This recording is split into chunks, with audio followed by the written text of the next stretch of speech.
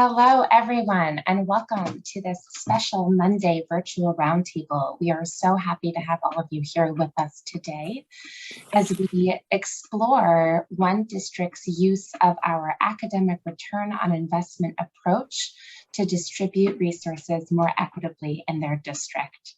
Today, our Director Alice Lai is going to moderate a conversation with Dr. Baker-Jones and Mrs. Speed from Atlanta Public Schools. Before we launch into the conversation, though, we always like to start by grounding where this conversation is sitting, which is in our organization District Management Group. And so we will start here. The mission at District Management Group is to achieve systemic improvement in public education by combining management techniques and education promising practices. So we take a triple focus, a focus here on student outcomes, operational efficiency, and resource allocation to enact sustainable change in public school districts and schools. We work with a variety of school districts of different sizes and different geographies, all the way from large urban districts to small 1 to 2 school districts and everything in between. And we provide support to these districts on our DM learning team, our DM solutions team, and DM consulting teams. Our DM learning team is really the thrust of who we are as an organization. It is where we develop and refine our content expertise in order to support our districts in many, many ways. One of those ways is through our DM Council, our membership organization, for whom we provide professional learning opportunities, including roundtables such as this one, in addition to member-specific opportunities. We provide structured professional development programs through our DM Institutes for districts' most pressing challenges. We partner with school districts to strengthen equitable and inclusive practices through our DM Equity Office. And lastly, we share our expertise that we develop through deep research and our experience with school districts with our biannual publication, District Management Journal. On our DM Solutions team, again, we provide these structured solutions to some of the most common challenges that school districts face. On DM Solutions, we use DM Schedules, which is our cloud-based software to support elementary schools in their scheduling of special education teachers and students. As well as our DM Breakthrough Teams, which is a approach that uses the principles of continuous improvement along with performance coaching to make quick, measurable, sustainable gains for students. And then last but not least, on our DM consulting team, we provide custom management consulting advisory support in a variety of needs, all the way from from strategic planning and strategic budgeting to instructional support for social emotional learning, as well as MTSS, and all the kinds of change management that goes with all of that work. You can follow us on all the socials. We're there on Twitter and Instagram and Facebook, as well as LinkedIn. If you do not already follow us, we encourage you to do so you can stay up to date with all the work that we're doing and the partnerships that we have. And today I am so excited to introduce Alice Lai, who, as I said, is a Director of Special Projects and Membership at District Management Group. Alice really works across those 3 teams that we talked about. She supports on our council membership and our institutes on our DM learning team, and she supports with the DM scheduling software on our solutions team, as well as leading some projects on the DM consulting team. So you have no better facilitator for this conversation. And I am pleased to both introduce and hand it over to Alice. Thank you so much, Rachel. Welcome, everybody. It's so wonderful to see so many new faces and familiar faces with us here today. Good morning or good afternoon, wherever you are. I'm on the West Coast, so I've got 55 more minutes before it hits the afternoon. I'm delighted to host our virtual roundtable today with Atlanta Public Schools. We're so excited to have this conversation with them today and to be able to share that with you as well. I have had the privilege of working with our special guests from Atlanta Public Schools, Tauheedah and Natasha, during our Academic Return on Investment Institute this past spring. They have done a truly phenomenal job and worked incredibly hard to bring this approach to their district. And I'm really excited for them to share their learnings as they continue through this A-ROI journey. Before I kick it over to Tauheedah and Tasha to introduce themselves, I just wanted to continue to frame why this conversation and why now. In thinking about this conversation and the journey of Atlanta Public Schools, there were three things we really wanted to highlight for you all. The first is that the work that they led and continue to lead in Atlanta Public Schools is a powerful example of equity in action. And we know that schools and districts are always looking for different ways that this plays out. And this is truly an incredible example of how you can do just that. The second is that schools and districts are in an incredible season of change management and transformation, as I'm sure you all know from firsthand experience. Incorporating the academic return on investment approach is a strong example of what this change management and transformation process looks like on the ground in districts and with schools. And then finally, using an academic return on investment approach to evaluate programs in schools and in districts is truly an ongoing process. It's never ending. It's a constant cycle of reflection, adjustment, and refinement. And the team at Atlanta Public Schools experienced all of this and is excited to share where they are in the process with academic return on investment and where they are headed to next. So with all that, we wanted to have this conversation to bring Tauheedah and Tasha here to share with you all about their journey, their experience, their learnings, in the hopes that you might be able to take something away today to bring academic return on investment, that approach, to your district. So without further ado, our special guests joining us today from Atlanta Public Schools are Dr. Tauheedah Baker-Jones, the Chief Equity Officer and Social Justice Officer, and Natasha Speed, the Executive Director of Equitable Resource Strategy. Tauheedah and Natasha, I'm going to let you go ahead and both introduce yourselves before we dive into our chat today. So Tauheedah, if you could introduce yourself first, that would be great. Yeah, hi, good afternoon, everyone. And thank you, Alice and DMGroup for this invitation. We are excited to be here with everyone today to just talk about our journey and our lessons learned as we engaged in this process. As Alice mentioned, I am Tauheedah Baker-Jones. I am the Chief Equity and Social Justice Officer here in Atlanta Public Schools. I've been in education for 19 years. For the past 2 years, though, I've been in APS, first as the Senior Strategic Advisor to the Superintendent, and now in this more recent role as his first Chief Equity and Social Justice Officer. Excited to be here, and I will pass it on to Natasha. Good afternoon, everyone. I'm Natasha Speed, the Executive Director for Equitable Resource Strategy here in the Center for Equity and Social Justice at Atlanta Public Schools. This is coming up on my 3rd year in education. I came to education by way of my background in public health, and that led me into the educational realm because I believe that what better place to be able to help change the trajectory and improve quality of life than in the formative years in K-12. When I first came to APS, I started out in the finance division, specifically in the budget services department, and then was able and fortunate enough to be able to move into the Center for Equity and Social Justice and support Dr. Baker-Jones in executing our vision. So I too am excited to be here this afternoon and share our lessons learned. And so Alice, I'll give it back to you. Thank you so much, Tauheedah and Tasha.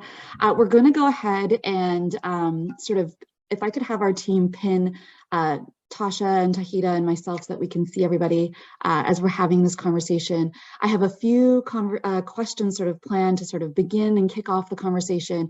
But for all of you audience members, if you have any questions, go ahead and write them down, keep them in your mind. We are going to open it up to the audience in about 25 minutes or so that you can ask those questions directly and have a conversation with our team here at Atlanta Public Schools.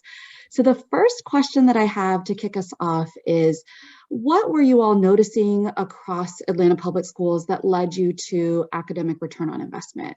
Why was it that this was the theory that seemed like the appropriate next step for you all to embark on? Yeah, I can answer that question. And as we get to more of the content specific questions, definitely we'll be tagging Tasha in.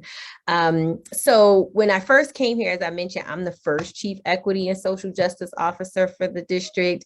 And I really wanted to get a sense of the way in which equity, the extent to which equity was present in the system or not present in the system. And so just going through a series of equity audits and listening sessions and things of that nature, it became quite evident that the district didn't have a mechanism by which to evaluate the extent to which equity was present and the extent to which their current work and initiatives were either successful in advancing equity or maybe even causing unintended disparate impact. And so that's kind of where A-ROI came into play, because in order for you to do this work successfully, you really have to be clear on one, your priorities, or you'll just be shooting up a bunch of initiatives, but two, as well as your metrics and your strategy for getting there, and particularly your metrics, because without clear metrics, what ends up happening in districts is that people with the most power, their initiatives stay around because there's no way of evaluating if those initiatives or strategies are really even working. And so just their voice alone keeps them going, versus there may be initiatives that are actually having impact for children, but because you're not tracking that return on investment, those initiatives may fade away. And so data breaks the ground for you having to persuade people that something is occurring or happening, or that something is having success, and allows you to focus on the solution to the problem. And so it was really important for us to have a system in place and a framework in place that allows us to track those metrics to determine if our priorities we're meeting our priorities, if the strategy that we're saying is going to help us meet our priorities are actually working, and most importantly, are we truly having impact for kids? And are we really seeing equity manifest in the way that we wish?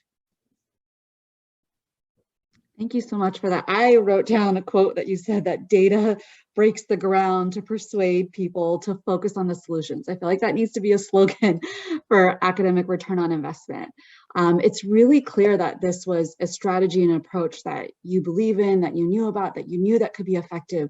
How did you build buy-in and, sort of an understanding for that so that you could bring on others into that journey with you? I will name, that's something we're still working on. It is the evolving strategy. But when I first came to APS, one of the strategies that I leveraged was around communications and the power of communications. I mean, we saw that in 2020 with the racial reckoning and like us all being in our homes because of the pandemic. We leveraged the power of social media and communications to communicate and connect with one another. And I happened to come into this role during the pandemic. And so I didn't have the value and benefit of face-to-face connections and engagement. And so in thinking about, well, what strategy do I use to kind of advance this work and help people get buy-in to this work? That was actually my capstone for the Harvard EDLD program, which I went through. And I thought about a framework, a communication framework to generate buy-in called the DNA framework, defining, our shared vocabulary and articulating our shared norms, and then narrating our collective why, and then affirming those values, countering resistance, and then transforming mindsets.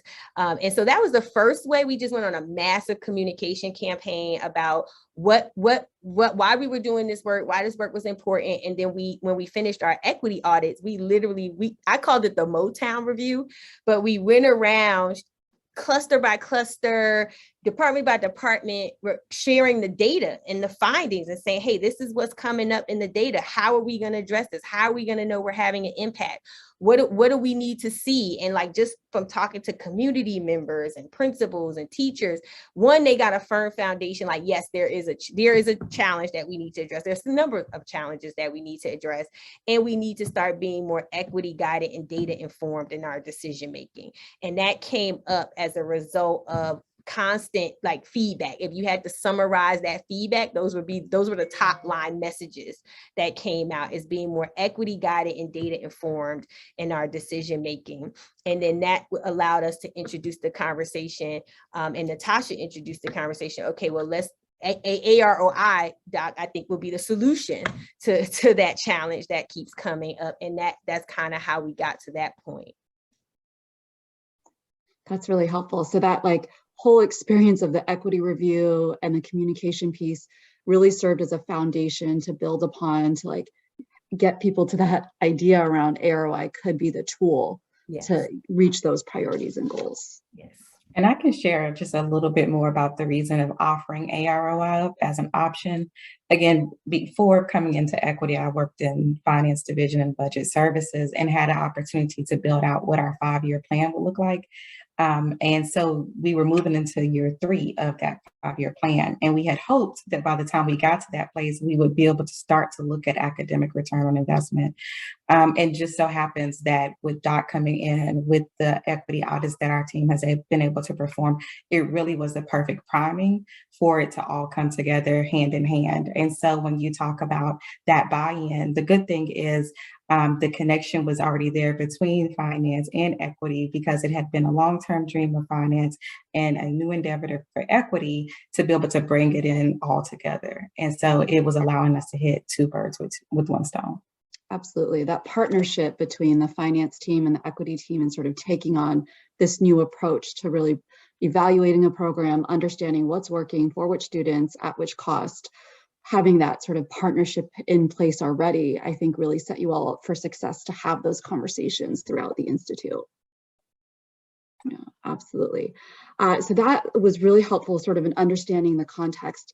I know that you all sort of shifted directions a few times throughout the Institute as you were settling on a program to evaluate throughout the Institute. So tell the audience in the group a little bit about that journey and why that sort of process was so important for your success.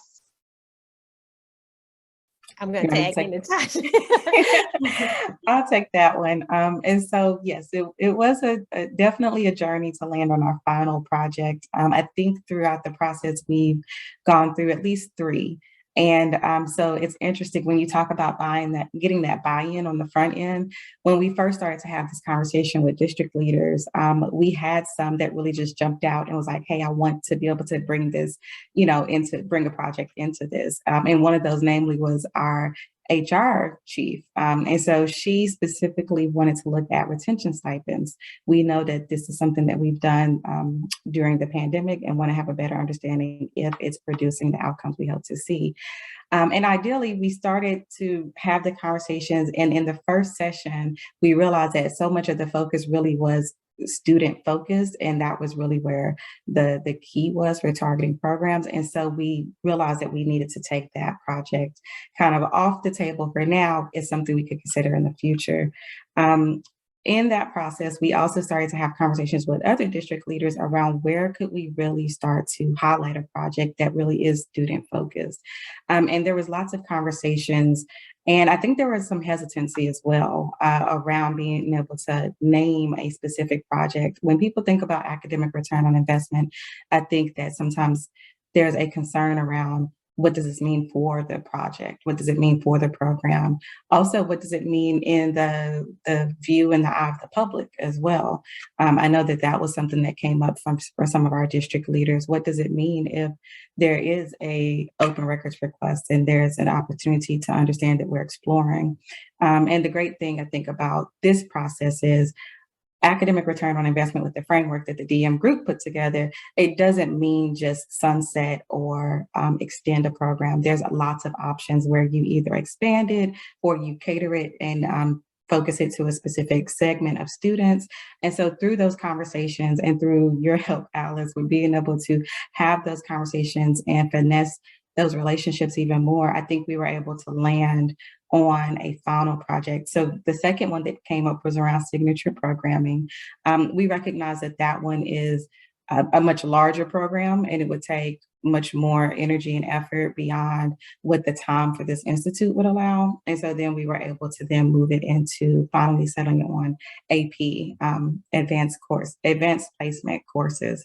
And so that's where we landed. It took quite a while to get there.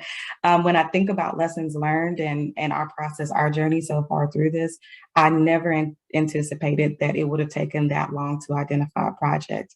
But I want to give a, kudos and shout out to our project team because they stayed with us, every time we had to kind of come back to the drawing boards and say, what are we going to look at now? People showed up, they were attentive and engaging, and we were able to finally land on something that we all felt good about. It aligns with our strategic goals and our focus of our board, getting our students ready for college. And so we recognize that the amount of time it took to get to our final project was necessary. So that way all parties involved could feel good about this project that we wanted to carry through.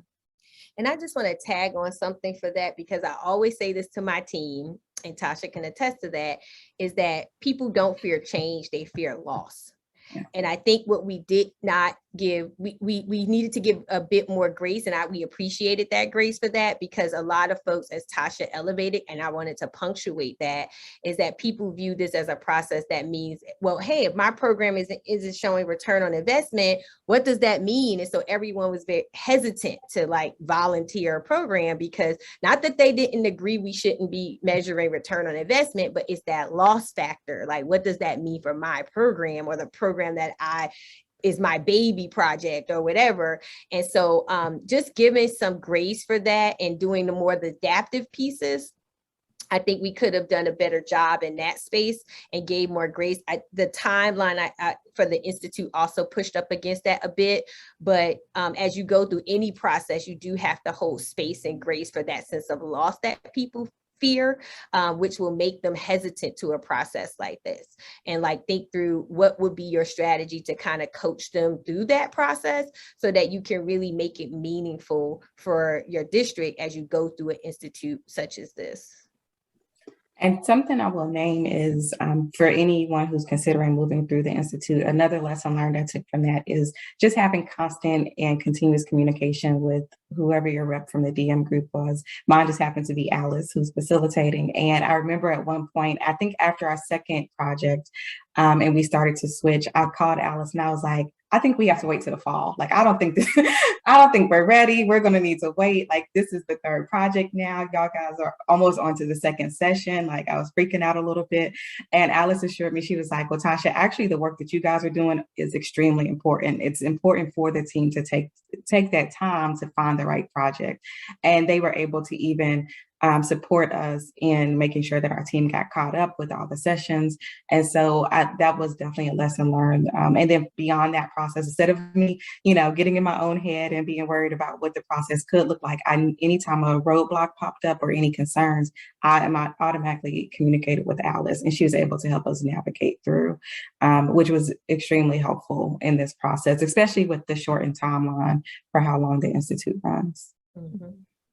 I appreciate both of you just sharing so authentically about the experience. And I think there's a few things that are really resonating with me. One, I think it's very common and we see it all the time in our work with districts that, as schools and districts select a program, that hesitancy that, I really believe in A-ROI, I really want to be a part of this and do this, but that hesitancy about having their own program selected exists everywhere. And one thing that I saw at Atlanta Public Schools, both of you all navigate extremely well, was how to navigate through that hesitancy. And for me, I think it was really grounded in that partnership and the trust that you had across your teams and across your districts. And so that's just one thing I wanted to highlight and to shout you out both for, is that, navigating through that hesitancy was built upon the trust that you had with the other members of your team to get to that place of the buy-in and around the metrics and the data and all of those pieces. And so I think that's really important to highlight. And then the second thing is just A-ROI is a complicated, complex process, and the process is very messy. It's supposed to be messy because it takes a lot of navigating across teams, cross-functional teams, to have that alignment on this ideal sort of measure of success and all of those pieces. And so I think that's why the tool and the framework, and it's so powerful, is because it is so complex, and it does take a lot of work. But once you get through those sort of obstacles, you get to that place of truly understanding, is the program working, for which students, and at what cost? And I think, that journey is, it's filled with the sort of highs and lows, but that without that process of getting to that, it's really critical for the team to get there. And almost every team, every district we work with has sort of those obstacles that you all experience. So I just wanted to highlight that for both of you and for our audience members as well. So you both sort of touched upon this a little bit. My last question before I open it up to the group is really, what were your biggest takeaways or learnings from, learning more about the A-ROI methodology and participating in the Institute? Like, what are your sort of like big ahas that are really like top of mind right now? Mm-hmm. Well, I'll share one more on the district strategy level, and then Natasha can maybe share one more on this initiative level. My biggest takeaway, going back to that sense of loss, is just, if I could go back, my lesson learned was to be more clearly communicate like the aspects of A-ROI to help comfort folks through that. I mentioned communications being a big thing for me personally as an equity leader. And I really feel like people needed to hear that up front. Like, no, it's not about if we don't see return on investment that we're going to cut your program immediately. We can mitigate, we can switch, we can scale, we can do this.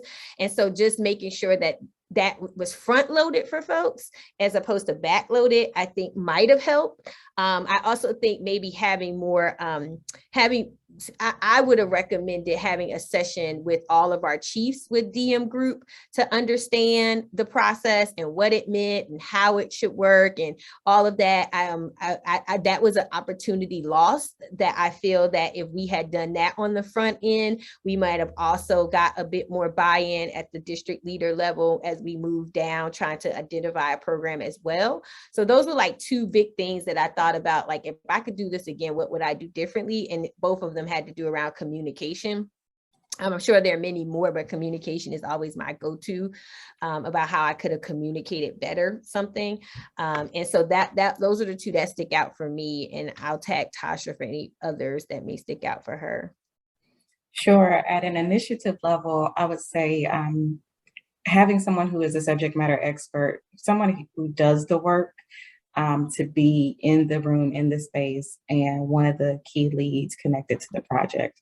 Once we were able to finally identify the project, we were able to bring in Dr. DeMond Freeman, who is amazing, and just her expertise in the area around AP coursework.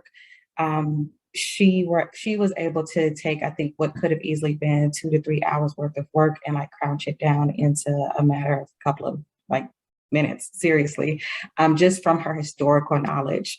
She understood the history there from when the programs were first established, also even through what the vision is for the future. And so I can't stress enough how important it is to make sure that whoever is doing the work is actually at the table, and their voice is being used to really leverage and lead the charge with that.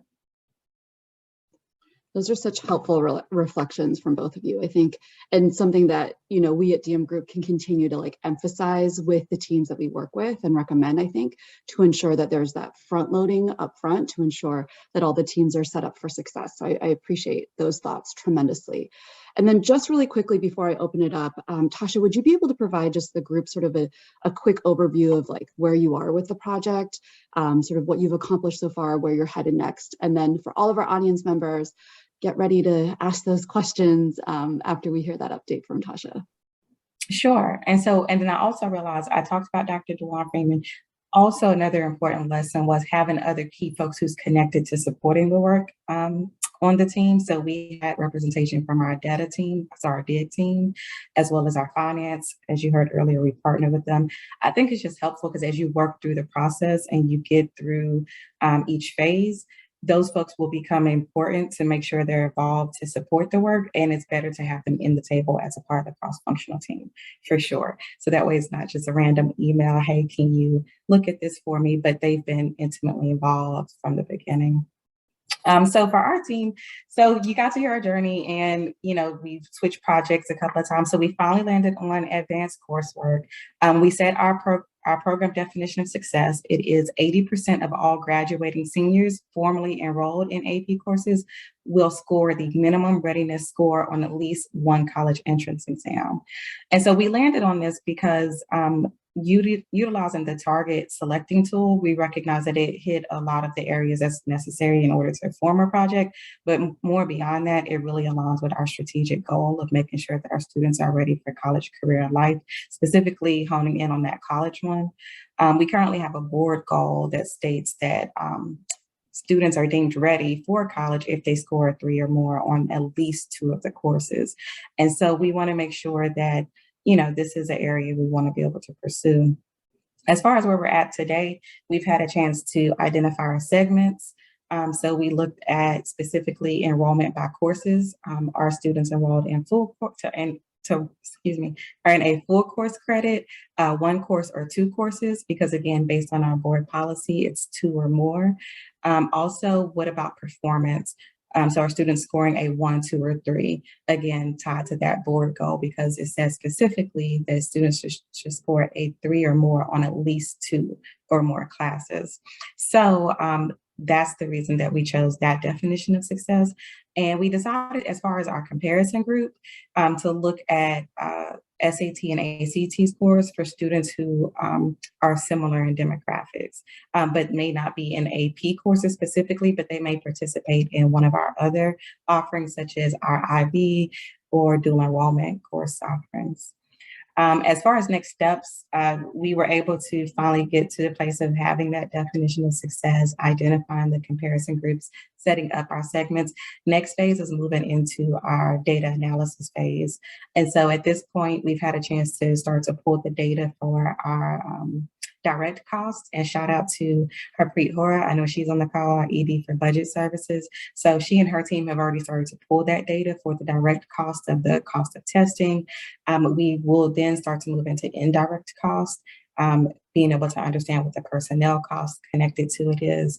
And then our DIG team, our data team, they will start to then analyze the data based on the segments that we chose, the enrollment and the performance, and then crosswalk that with the comparison groups that we've established.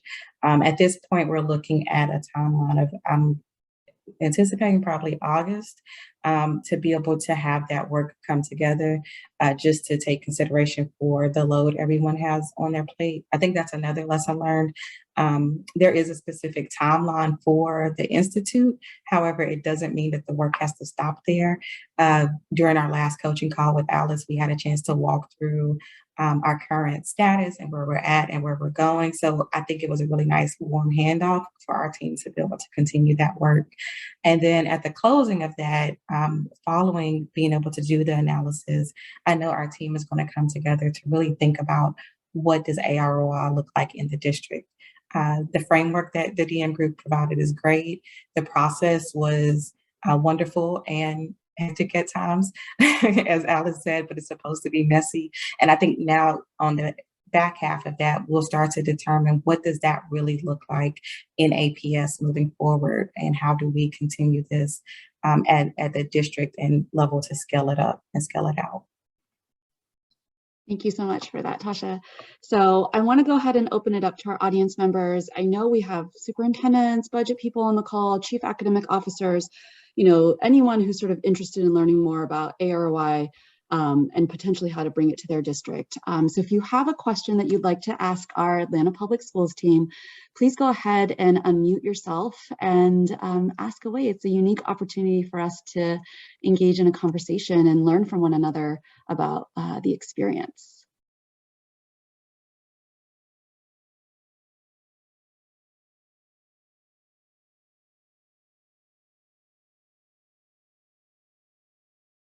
I see a few of us Nicholas, go ahead. I see a hand raised. Please go ahead and unmute yourself. It's good to see you, Nick. Hey, everybody. Thank you guys so much for presenting. That was super interesting.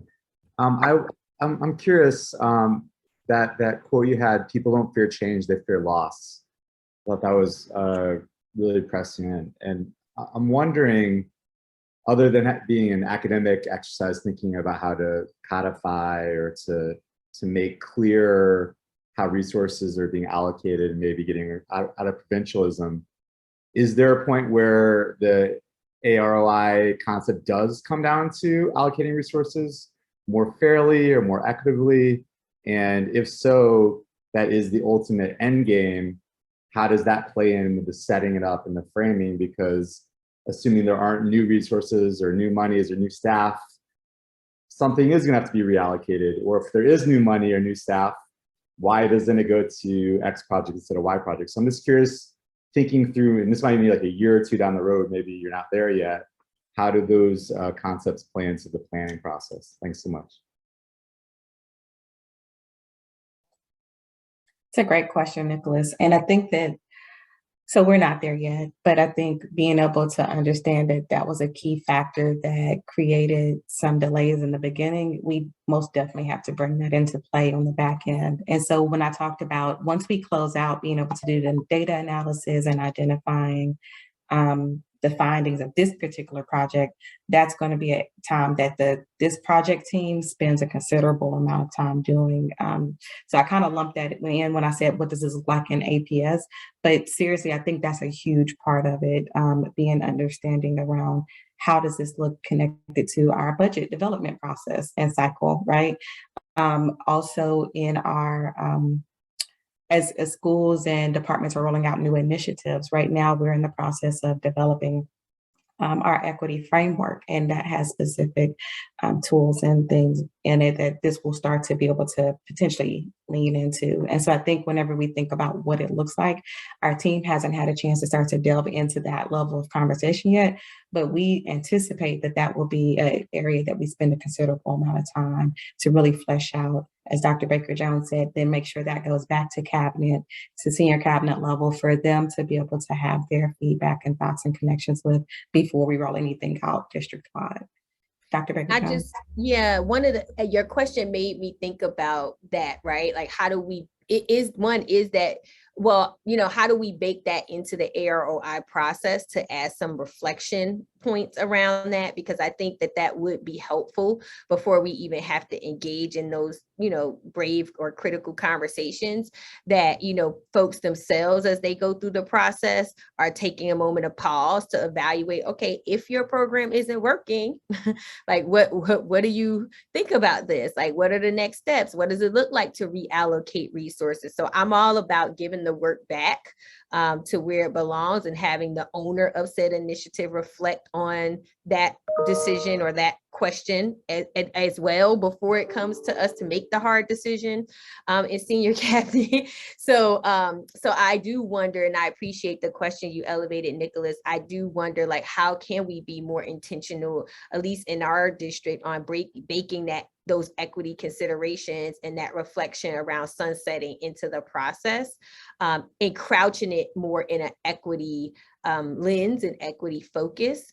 I think that would be totally extremely helpful to augment and elevate. There are elements of it already in the framework, but like, how do we elevate that a bit more and punctuate that a bbit more is a great question. Yeah, I just wanted to throw in there, I mean, something like this might have been a really helpful, as for I think you were in Brooklyn, thinking about how ESSER 2, ESSER 3 funding was generated. We had to come up with these priorities, but if we'd already had a process put together like this, or even go back to Race to the Top years ago, if you have a new pool of money coming through, and you already have a framework that says these are things that have specific value, it may be easier to frame that, because then that idea of loss at least is mitigated, if not, completely brought down. And Nick, I love how you highlighted that other quote from Dr. Baker-Jones, that people don't fear, what did you say? They don't fear change, they fear loss. Like, that's it captures so much of that. And I think one thing that I wanted to highlight and share with the audience is something that we shared in our A-ROI Institute is, a lot of teams and schools will do a backwards looking analysis and look at, a past program and with the available data to learn the framework and the process, and then simultaneously think about how to do that forwards looking as well. And so one of the sort of strategies that we recommend and encourage all our districts to do is to establish an A-ROI sort of initiative application, like program application. So in your district, in your school, school, if someone wants to start an initiative, there's a program application that's aligned to the A-ROI framework that builds in a lot of these metrics around the definition of success. What segments are you looking at? The comparison groups, what data are you going to collect? What data are you going to gather? And then build in those checkpoints and milestones throughout the year. So at the end of the school year, before that initiative is sort of automatically renewed or continued, you're having those conversations at the district with the program leads to think through, is your program working for which students and at what cost? So I think that's one potential strategy to build in those sort of reflection pause points that you mentioned, Tauheedah, to really have that consistent throughout instead of just at the end of a cycle potentially. Thank you so much for that question, Nick. Is there anyone else from the group that would like to unmute and ask a question and pick the brains of our phenomenal leaders at Atlanta Public Schools? Oh, go ahead, Gary. Thank you. I see your hand raised. Thanks. So Gary Heisman from Connecticut. So I want to first thank Tauheedah and Natasha. It was excellent. I appreciate you taking the time with us. And unlike you guys, we're still in school. So you guys might still be out of school by now, but we're still in school, struggling to get through June. So I do appreciate you taking the time. First question I had was, so I'm going to assume that the term investment may be definitional, but may not be narrow. So talk to us, if you could, for a minute about what investments you're trying to measure in terms of what you're putting into it. Was it just money? Was it people's time? So if you could talk to us about the actual investments, I'd appreciate that. Sure. So utilizing the framework that the DM group provided, it's both, it's money and time. So we look at direct and indirect cost. When we think about the direct cost, it really was more focused on like the cost of the test, the cost of the courses. Indirect, though, is where we take into consideration the time. And so, for instance, right now where we're at with that, we're looking across the district at our AP teachers, all AP teachers.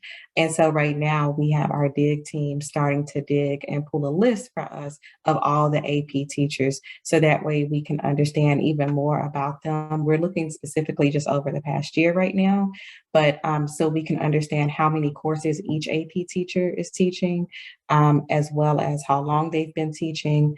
And so being able to take that into consideration, connected to the cost. We just now are scratching the surface with moving into that analysis. And so I can't go too far into detail, but those are the areas that we've specifically started to focus on. Outside of a monetary aspect, thinking about cost, one thing that Dewan was able to lift was, even what does this mean as far as our current board policy? Because it currently says that students are deemed ready for college if they score 3 or more on 2 or more courses. And once we do this finding, as Alice shared with the framework, there's the mitigation, there's a scale, there's the expand. After we look across our comparison groups, if we see that, and we look at this target that we've set, 80% or more graduating seniors will score the minimum entrance to a college exam, then it may be that students don't need to score 3 or more to be ready, right? Or it might be that they don't need to score 3 or more in 2 or more courses. So the idea is also being able to see what that means for our policy down the road, and if that makes a difference, or is the policy spot on? And that's definitely what we should continue to stick and stand by as far as what deems students ready for college. So I think when I think about the cost, it's not just the monetary aspect, but also the cost of what it means to have our kids ready, our students ready for college, that rides on being able to look at this particular type of a program. And one Can I just ask a follow-up? Can I ask a follow-up? So do you anticipate that at some point, the data you get from this process would be used in determining who would continue to be an AP teacher and who would not? Oh, we haven't gone down that road yet. Okay.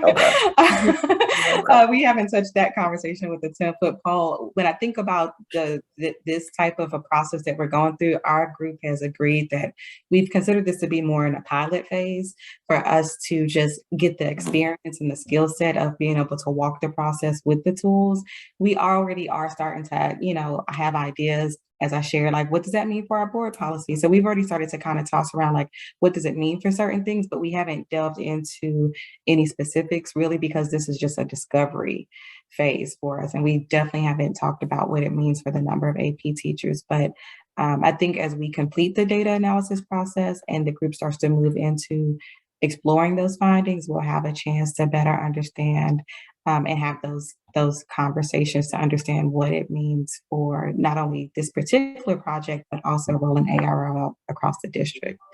And I do want to name, though, I don't know if that's ever a conversation we'll really get to, because for this particular initiative specifically, we didn't look at that granular level of data, like teacher by teacher, classroom by classroom, right? So that wouldn't be a conversation that might, maybe it could surface, like Natasha said, through reflection of what to do, blah, blah, blah.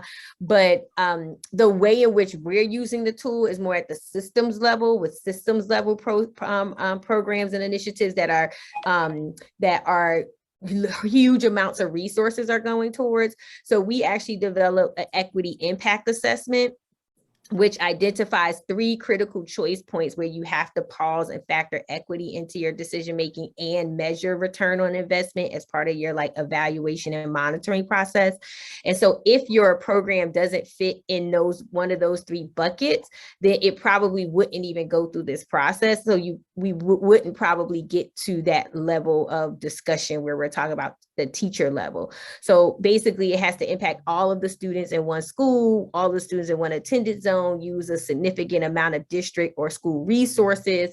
And AP is one of those in terms of how much we spend on that program district-wide.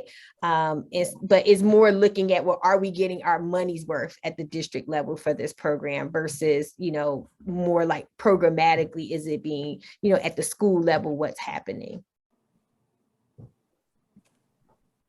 Thank you both so much for sharing that. And Gary, that was such an interesting question. And one thing I wanted to highlight about the framework, when we at DM Group think about academic return on investment, it's not just the budget line items. We really try to build upon this idea of fully loaded costs. So time and what your staff is doing with their time at the central office, in your school buildings, APs, principals, is all an important part of the investment that we really encourage our teams to factor into the sort of academic return on investment analysis. So I appreciate you highlighting that question.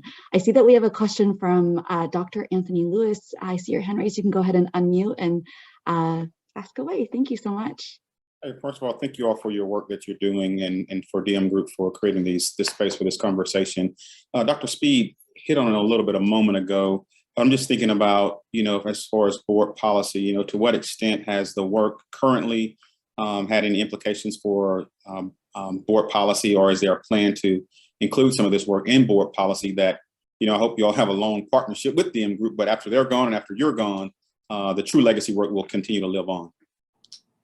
That is a great question. And doctor sounds nice and aspirational for me, but it's just Tasha. Looks like Dr. Baker-Jones was just about to say something, so I'm going to pass it to her. Yeah, I can speak to the policy level and board. I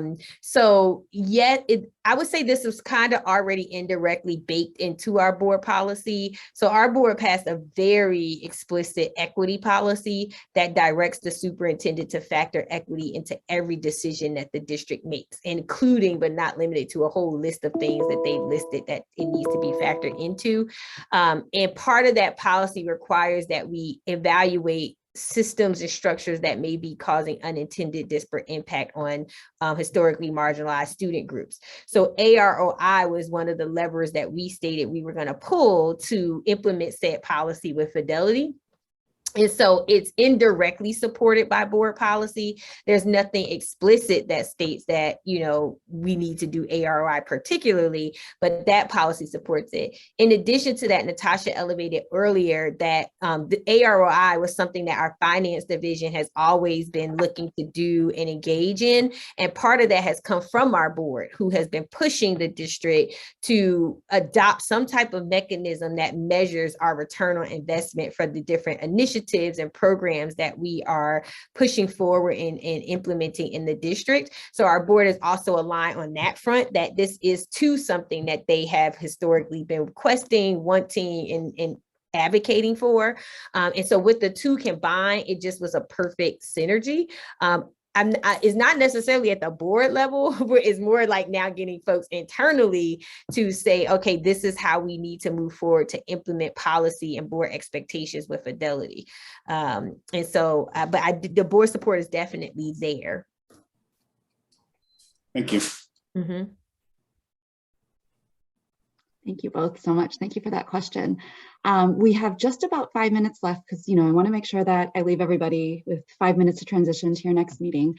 Tasha and Tauheedah, if you could recommend sort of one thing for people on this call to do to bring A-ROI to their district, what would that one thing be? And Tasha, maybe if you could sort of speak sort of from that programmatic level, and Tauheedah maybe from the district-wide system level. You know, I think people join the call because there's an interest in bringing A-ROI to their schools and their districts, but there's a lot going on. So if there's just that one thing that you would recommend, what would it be to sort of start this conversation and start this process? I'll kick off at the programmatic level. So Doc touched on this a little bit earlier about the communications piece. I would say be very thoughtful about the framing and find a way to get people excited about it. When I think about what this means for programming and what this means, I think from the question Nicholas lifted earlier, sometimes it may mean that you might have to sunset, but in my mind, that's not necessarily a bad thing, right? Because if we identify that there's a program that isn't particularly working or producing the outcomes we hope to see, that's an exciting opportunity to figure out how you reallocate those funds and where they can go. So that way we can continue to advance our goals and vision and mission. And so I think being creative with the team on the front end, starting to have those conversations about the how might we's, you know, like from the design thinking, how might we start to create a better future and outcomes for our students? I think if you set on the framing and creating the excitement around it and what it could mean if you're able to leverage some of those dollars and or adjust programs in a way that you can target a specific segment of students because it might work better for them. I think the more excitement synergy you can create around that, it may help to offset some of that perceived loss that Dr. Baker-Jones looked at earlier. So I imagine that's at the system level too, but especially at the programming level, because some of the folks who are involved in the programming might have that tightest hold or connection to certain programs and be very concerned about what it could mean for the future. And if you create that excitement around it, I think then it will allow them to start to look at it from a different lens of opportunity.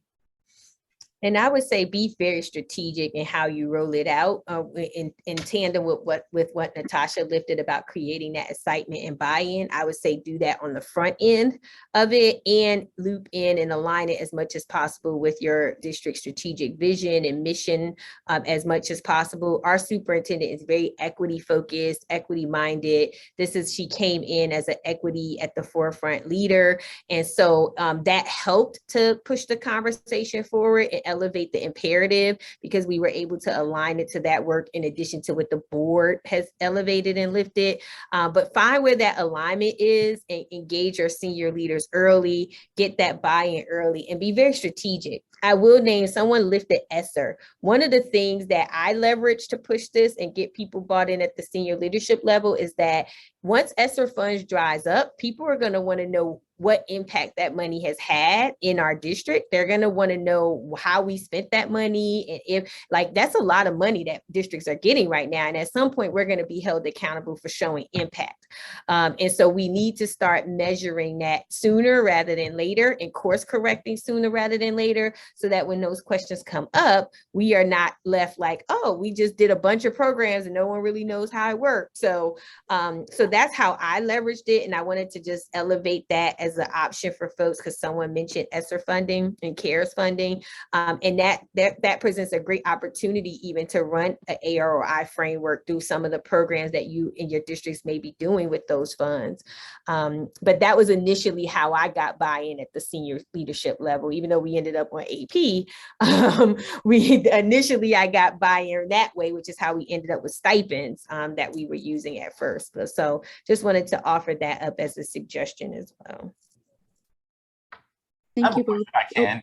Yes, please. All right. And I came in late, so I may have missed it. I'm quite sure you did it. As you look at your worksheet that you may utilize for return on investment, are you looking at learning increase time number of students divided by dollars spent? Do you have a formula that you utilize to support determining whether continuation exists or not? So in the A-ROI framework, we didn't touch necessarily on the exact equation or whatnot, but we do sort of work with our teams to create that definition of success, identify where the data is being pulled from, the segments, the comparison groups. So combined with sort of that performance piece, there's that financial piece around the investment, like what's the cost of the program, not just the line item, budget line items, but the staff investment and those pieces. And so we take a look at all of those things, and we teach our teams how to, not just the overall cost of the program, but the per pupil cost as well, so that you can compare even different sort of ways the programs are operated to see if one's more efficient or effective than another. So that's a very nuanced way that we can do that with our teams. And one more follow-up. Do we ever weight different indicators as part of the metrics, maybe sometime? A different way that they're measured and they're weighted.